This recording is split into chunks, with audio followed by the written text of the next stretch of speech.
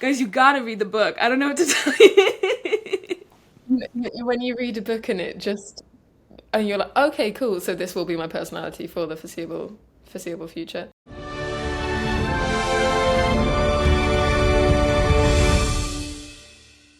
Hi, Middle Earthlings, and welcome to the humble home for the artists of the Tolkien sphere, aka the makers of Middle Earth.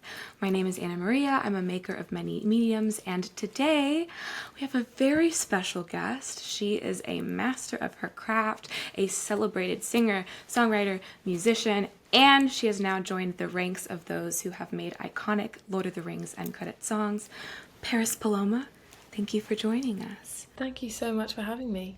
I'm pretty sure that next year's Spotify Wrapped is going to see the writer just ranking at the top of the leaderboard. I had it on repeat. Let's hope so. Fingers crossed. I've loved your work for years. You're a beautiful songwriter, beautiful singer. Can you walk me through how Tolkien's work has maybe shaped your art, how it kind of led to this moment today? It's so funny because Tolkien has consistently been one of the biggest inspirations to me with him being such a world builder, his interest in mythology and history, and how that informs the stories that he writes, the kind of all-encompassing nature of his stories. That he approaches with so much care and detail, and nuance as well of characters and their identities. I fell in love with Tolkien around the same time that I fell in love with songwriting when I was about 12 or 13. And they really went hand in hand. The first song I ever played live on a guitar in front of an audience was "I See Fire" by Ed Sheeran because of it being the song that he wrote for the Desolation of Smaug. So this has been an incredibly full circle journey. That's so beautifully fitting and so Tolkien. Like I do think a lot about like the artists who came before us who live on in our work, and it's this like lineage of artistry. So that's so beautiful. And you got to work with Phoebe Gittins on this song. And she sang your praises as a songstress, as everything. Because you know so much about songwriting and you're so developed in your craft. What are the building blocks of like a good Lord of the Rings end credit songs? Like you said, you cut your teeth kind of on these songs. I think the building blocks, Phoebe, Artie, Philippa and Fran were so important in the making of this song because they are all like historians of Tolkien. Because I was talking with Phoebe last night and she said, the way that Tolkien wrote the books, it's like he created this entire world with everything down to the last minute detail, to the hugest battles, and then just wrote history books about them. So like as writers like Phoebe and Artie and Philippa and Fran and Peter, they're all like historians. And so writing like an end credit song, what I think are the most important building blocks are like drawing from the texts, like to stay true to those stories, and so that the song comes from the history of those stories. And that's exactly what happened with the rider. And Philippa and Fran would kind of pitch in with these like wonderful lines that came directly from Tolkien's text, and then we've also got direct lines from the late Bernard Hill, which are such famous moments in the original trilogy, which is so obviously so emotional to sing, and having this song now, it feels like such an ode to his memory as well. That's so beautiful. I love that. I love songwriting as act of preserving. There's this bardic tradition of passing along. That's exactly it. Yeah. Yeah.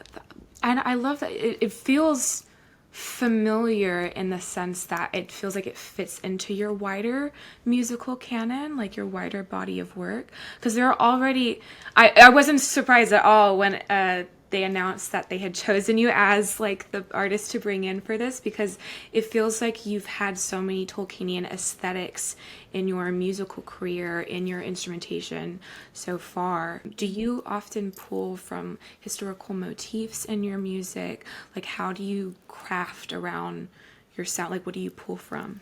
I pull a great deal from art history as and mythology and folklore. I think that kind of has unconsciously been a way for me to build stories and build songs that I write very vulnerably about my own life, but I've always had an aversion to songs becoming um, like a vehicle for trivia about like my life and the things I've been through. So there are these incredibly vulnerable songs that talk very deeply about personal experience, but I like to do it in this language of mythology and folklore so that it like portrays everything whilst not kind of putting myself on like a I don't know, like an emotional slab so people can do a post-mortem on like the trivia of what's in my songs and stuff. And I think that's that's one purpose that the influence of like mythology and folklore and mysticism and fantasy has like in my songs. And in another respect, the purpose that it has is that of giving like these emotions and these feelings like the gravity that they actually hold. There's nothing like trivial about the emotions that I like to write about. They're not they're not trifles. They're not like just ephemeral. They are like these really deep running feelings, and that is proved by their presence throughout history, throughout mythology and like folklore. And these are just human stories, but I love drawing on like the ancient element of like human love and pain and grief and all of these things. That's such a smart way to scale up what are called ordinary, daily feelings, like using the mythic as a framework to make the daily epic. That's really, really lovely. Was there a particular story or folk tale that you loved growing up that has really stayed with you? That I loved growing up. Oh, that's a really tough one to think about. I I'm not sure that I knew. I'm not sure that I knew ones like when I was very young. Tolkien would kind of be my introduction into the world of fantasy, um, and in my later in my more recent life, I've read like wonderful works of like feminist literature that draw from like witchcraft folklore. There's a wonderful book in defense of witches where women are still on trial by Mona Chollet, and she writes about the it's so good. It's such a good book. Oh Really my God. reframed It's a so running much for me.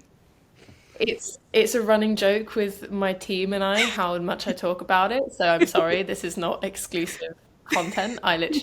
I'm Mona Chollet doesn't know me. I'm just out here promoting her book like every time I have an interview.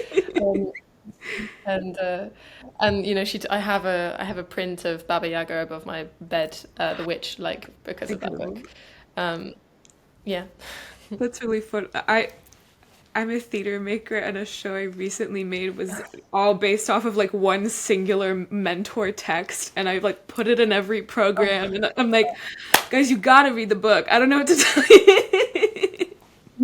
When you read a book and you're like, okay, cool, so this will be my personality for the foreseeable future. This is a Yeah. building block. I'm so Yeah. sorry. And that was, when I was 12 and discovered Lord of the Rings and also then later books like the Mona Chollet book is one of them. For sure. When you read Rings as a kid, do you remember what stayed with you the most? What was the first, like, as you were reading Fellowship and The Two Towers, what have you, like, what was the first moment that jumped out and grabbed you? Like, oh, this is something different. This feels special. Do you know what? It really made me appreciate my home where I'm from because I'm from Derbyshire and and that like in the Midlands is so like areas of that like and the Black Country is what inspired Tolkien for the Shire, and um I really saw that in my home back then, and I felt like that's where I lived, and I've always been so enamored by that the very first few chapters of the Lord of the Rings in the Fellowship of the Ring, where they are leaving the Shire and things become, they're so green and mysterious and just start to get like a little wilder and a little wilder, and things get a little darker. And I think that to me really felt like where I'd grown up, and I'd not seen it written about in such like a romantic and like mythical way. It really like resonated with me. It felt like when you're a kid and like everything around you that you're so used to kind of becomes mythical, because you see, you know, dragons coming out of clouds and like, you know, giants in the stones, and that's how that felt for me. How magical that you got to grow up in the Shire. I'm based in London, and so have tried and travel around the English countryside as much as I could, and it's a beautiful place to grow up. And that ties really well into another force that's present in your music and is present in the writer, which is the force of nature, which is, you can't get more Tolkienian than that. I mean, one of the recurring lines in the song is this like old English, like, you are the wind, you know. Can you talk about deciding to bring in nature and the wind specifically into this song? Hey, I say when that line was there when I met Phoebe and when I heard the song for the first time. It was the song had different like iterations, and we had some wonderful, you know, like hours in a room together like shaping it. But it had a form like when I met Phoebe and Artie and Philippa for the first time. And I was just so in love with the choice to use like this ancient old English. And I mean, Hedda is a force of nature. So beyond it being like linking the presence of nature, like sort of literally, it feels like such a metaphor for her strength, and the fact that she is this wind. She is so persistent. She like is unwavering and is carried on this wind that like then carries everyone to victory. And when you think about kind of this nature is such like this omnipotent presence like throughout the Lord of the Rings, and it watches over, and even in like the Hornburg and Helm's Deep, it's embedded in these mountains, in this rock that kind of that cradle it, that protect it, and that watch over with these all-seeing eyes, as you know, wars and like this entire sort of, you know, scourge occurs. I feel like it was such a brilliant choice to center that as part of the song.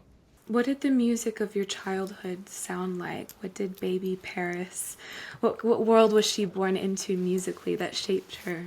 The music that played mostly in my house, because of my mum, was jazz, Motown, and soul music, and which I loved.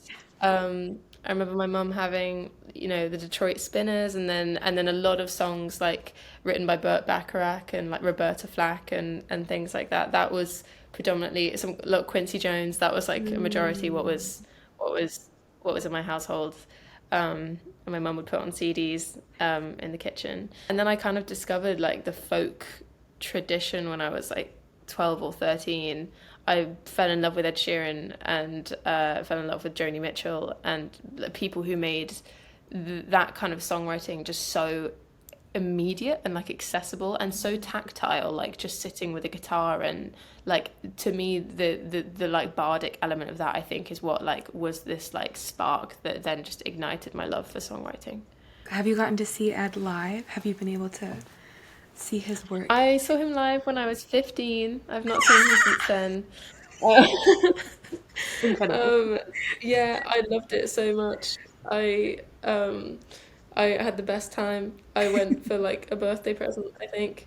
But he's really cool, and he sent me a lovely message about the Rider song. He said like from one Tolkien singer to another, and he's a very kind man. I'd love to see him in concert again. Another full circle. Look, it's all about generations with Tolkien. It's all about cycles. Oh, beautiful. This is something I ask everybody who comes on the show now.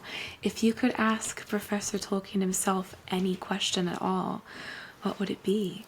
I know that's an impossible question. It's a horrifying question. Oh. Hang on, I'm gonna think about it for a minute and edit out how long it takes me to think about it. We can use the Um, remaining 5 minutes to just sit. I'd ask him like where he started, what he felt was the most important, um, and the most personal element of this world to him, because I'd love to know what the spark moment was, the beginning of this world, like what the egg was, because it's so inconceivably huge and so genius, um, that I'd want to know of some tangible evidence that it had just begun with like a thought, with an idea, and then just like spread like a wildfire in his mind, like, because that's how I envision it happening. But I'd love to know. Is that how you make work? Is that like when you're sitting, because now that you're making albums, does it start from a point of conflagration? Yeah, I think, when writing songs, it'll most often begin with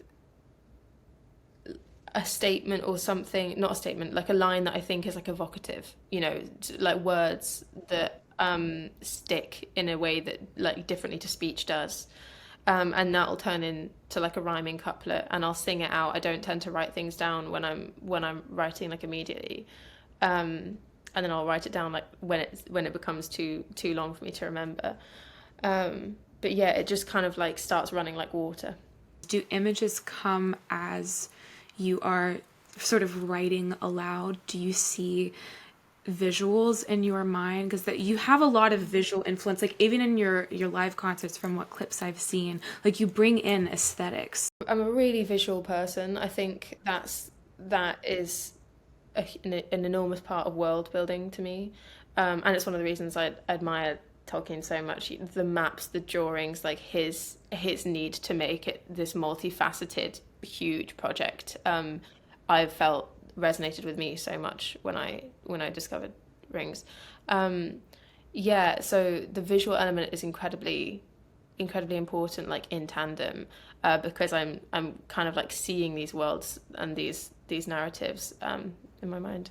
Were you able to see scenes or visuals of the film when you were crafting the song with the rest of the team, or was it all sort of based on text? I'd seen an iteration of the film at that point. It was unfinished, and they when I knew that I would be going to meet Artie and Philippa and Phoebe, and David Long, who co-wrote the song.